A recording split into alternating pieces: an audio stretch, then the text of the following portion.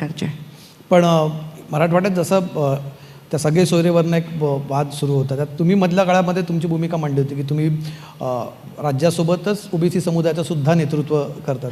त्याच्यामध्ये त्याच्याबाबत एक भीती होती, एक साशंकता होती या की मराठा आरक्षणामुळे आमच्या ताटातलं जाईल वगैरे. जरांगे पाटलांनी तुमच्यावरही किंवा ओबीसी नेत्यांवरती त्याने अगदी मंचावरनं टीका केली होती. तर आता ही भावना कमी झाली आहे, ते करण्यात सरकारला यश आलं असं तुम्हाला वाटतं की अजूनही ती भावना आहे?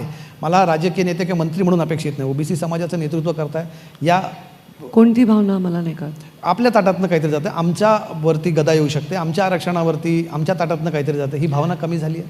ती भावना असणार आहे लोकांमध्ये. ती भावना कशी कमी होईल? कदाचित त्याची व्यक्त करण्याची तीव्रता कमी झाली असेल किंवा वेट अँड वॉच करत असतील लोक.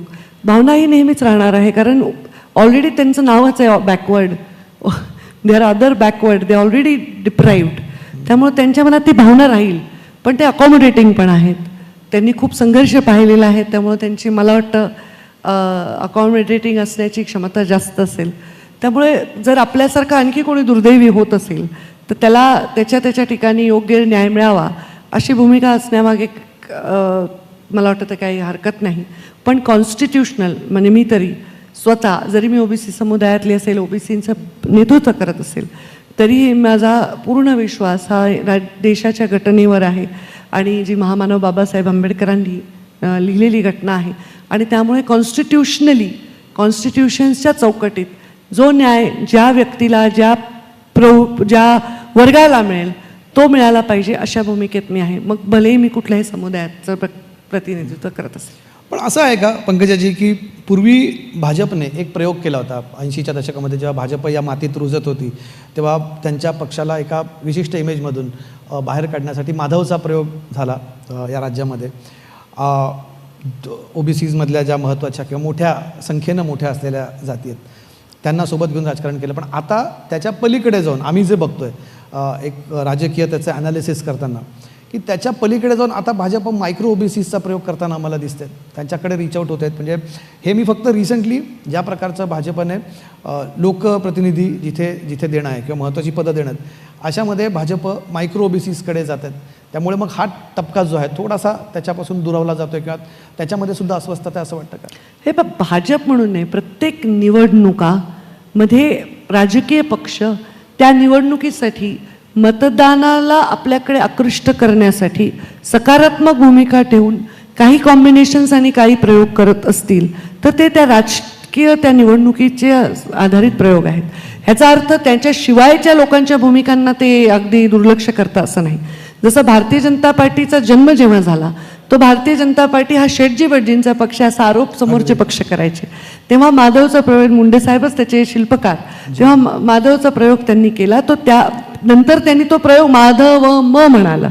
जो वंचित मराठा आहे तोही त्याच्यासोबत आला आणि त्यामुळे बहुजन ही व्याख्या फार व्याप्त झाली आणि ते आपल्याकडे आकृष्ट करण्यासाठी वेगवेगळ्या पद्धती तिथे गेले. पण जेव्हा सरकार म्हणून भूमिका घेत असतो तेव्हा आपण त्या प्रयोगानंतर आल्यानंतर आपल्याला कॉन्स्टिट्यूशनल योग्य निर्णय घ्यावे लागतात. एखाद्या वंचित समाजाला सोबत घेणं आणि त्यांचे प्रश्न मार्गी लावणं याच्यामध्ये काहीही गैर नाही. सध्या असं आहे की प्रत्येक समाजाला वाटतं की आमच्याकडे दुर्लक्ष झालं आहे, तेही भावना समाजांची दूर करणं ते आवश्यक आहे.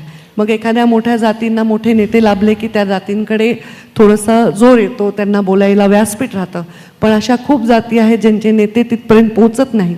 या सगळ्यांना एकत्र करून त्यांच्या अडचणी दूर करणं हे जर करत असतील तर ते स्वागतार्ह आणि ते चांगली गोष्ट आहे. तुम्ही म्हटलात की त्या घटकामध्ये समाजातल्या वेगवेगळ्या घटकांमध्ये ना जेव्हा मी बघतो वेगवेगळ्या प्रकारची, म्हणजे ही आता आपण बहुजन समाजाबद्दल ओबीसींबद्दल बोललो तशी युवकांमध्ये पण एक प्रकारची अस्वस्थता दिसते. आपण फक्त आता मराठवाड्याबद्दल न बोलता राज्याबद्दल आणि देशाबद्दलही बोलूया, कारण तुम्ही देशपातळीवर सुद्धा काही जबाबदाऱ्या पक्षाकडनं केलेल्या आहेत. आज सकाळची एक घटना आहे, तुम्ही टी व्हीवरती बघितली असेल. आंदोलन सुरू होतं दिल्लीमध्ये, गेले 18 दिवस सोनम वांगचुक आंदोलन करतायत. त्यांना आज तिथे उचललं आणि त्यांना दवाखान्यात तिथे नेण्यात आलं. त्याच्याबद्दलही वेगवेगळ्या प्रतिक्रिया येतात. तुम्ही युवकांसोबत फार जवळनं डील करतात. हा सगळा प्रकार सरकार अजून उत्तम प्रकारे हँडल करू शकलं असं तुम्हाला वाटतं का? हे सरकार ज्या भूमिकेत असतं त्याचं पहिलं प्राधान्य असतं एखादं आंदोलन असेल तर ते लोकशाही मार्गाने त्या आंदोलनाला सुरक्षा दिली पाहिजे. ते आंदोलनाला सुरक्षा देणं, आंदोलनकर्त्याचे विषय मार्गी लावणं, आणि मला वाटतं याचा संदर्भ स्पेशली नीटच्या परीक्षेच्या संदर्भात आहे. जी, नीटच्या परीक्षेमध्ये पेपर फुटला का हो फुटला, चुकीचं आहे का हो चुकीचं आहे, कारवाई झाली का हो कारवाई झाली, पण त्यांची जी मागणी आहे ती मागणी पूर्ण करताना त्याच्यावर कारवाई करण्याची भूमिका सरकारने घेतलेली आहे. पण जर त्यांची तब्येत खालावत असेल तर त्यांना दवाखान्यात नेणं हे पण तेवढंच कर्तव्य आहे.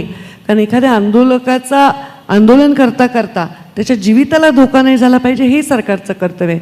त्यामुळे आत्ता तरी परम कर्तव्य आहे की त्यांची प्रकृती योग्य असावी. आता पण एक मिनटं तुम्हाला इंटरप्ट करीन मी. दवाखान्यात नेण्याची वेळ काय, इतके दिवस आंदोलन सुरू आहे म्हणून ना, सरकारने याआधीच त्यांना अप्रोच केला असतं, चर्चा केली असती तर कदाचित इतके दिवस आंदोलन सुरूही नसतं राहिलं. आता त्यांच्या आंदोलनाची तीव्रता काय राहिली असते हे मी बाकीत नाही करू शकणार, पण एवढंच नक्की सांगेन की त्यांची जे आंदोलन ज्या विषयासाठी चाललं आहे त्याची चौकशी पूर्ण झालेली आहे. पण आता मी तरुणांनाही जवळून बघते, पण 46-47 लोक पूर्ण देशाचं प्रतिनिधित्व करत असतात त्या त्या क्षेत्रामधले केंद्रीय मंत्री बनून, आणि ते होत असताना प्रत्येक निर्णय हा जेव्हा एखादा खाली काही चुकीचं झालं, भ्रष्टाचार झाला, चुकीचं झालं, तर डायरेक्ट आपण एखादा चुकीचा प्रेसिडेंट पण सेट करू शकत नाही. तर प्रत्येक खात्यामध्ये काहीतरी होईल किंवा केरवलं जाईल आणि मग त्या व्यक्तीचा राजीनामा घेतला जाईल. त्यामुळे पूर्ण चौकशी करून ते दोषी आढळले तर मला नेतृत्वावर पूर्ण विश्वास आहे की ते त्यांच्यावर कारवाई करतील.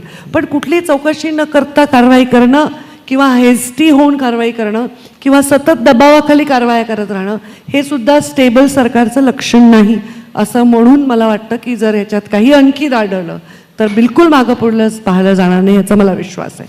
हा निश्चित त्यांना जाऊन भेटण्यामध्ये वगैरे विलंब झाला असेल कदाचित, त्यामुळे असं चित्र जाऊ नये असं मला वाटतं. नाही, पण काय ना, युवकांमध्ये तरुणांमध्ये प्रचंड या मुद्द्यावरनं चीड आहे, अस्वस्थता आहे. म्हणजे त्याचं या सगळ्या आंदोलनाचं नेतृत्व तेवढीच चीड आमच्याही मनामध्ये आहे, कारण नीटच्यामुळे अनेक हुशार युवकांचं नुकसान झालं. बिलकुल. आणि का तिथे जंतर मंतर सुरू असलेल्या आंदोलनाचं नेतृत्व करणाऱ्या तरुणांपैकी एक तरुण मराठवाड्यातलाच आहे. संभाजीनगरचाच तरुण आहे जो कॉक्रोच जनता पार्टी तिथे लीड करतोय. हा आक्रोश आहे तरुणांमध्ये, आपलं ऐकून घेतलं जात नाही, सरकार आमचं ऐकूनच घेत नाही आहे, ही एक भावना आहे. सरकार तुमच्या पक्षाचं आहे. हो, ऐकून घेत नाही अशी भावना मला तर सर्वसाधारण नाही दिसत. जे आंदोलन करत आहेत ते सरकारच्या भूमिकांसाठी आपला एक मंच तयार करून मांडत आहेत. त्यांना समर्थन मिळत असेल तर ते एक लोकशाही ते अधिकार आहे लोकांचा विषय मांडण्याचा, आणि ते आपली परंपरा राहिलेली आहे आपल्या देशामध्ये की लोकशाहीने आंदोलन करून लोक आपले प्रश्न पोचवतात. तर तसं असेल आणि त्याच्यामध्ये सुधारणा करता आली तर हे सरकारसाठी चांगलंच आहे. त्यामुळे आंदोलन विरहित असा देश असावा असं म्हणणं चुकीचं आहे. मग त्याला लोक दबक्या आवाजात बोलत राहतील, मोकळ्या आवाजात हे पण चांगल्या सरकारचंच लक्षण आहे. नाही, पण बोलू दिलं पाहिजे तरुणांना. त्यांच्या बोलून दिलं फक्त इथपर्यंत मुद्दा थांबत नाही ना पंकजाजी. त्यांची मागणी जर 15 दिवस आहे, अकाउंटेबिलिटी कुठे आहे की नीटचे पेपर फुटत आहेत, देशभर त्याची जाळं सापडत आहेत.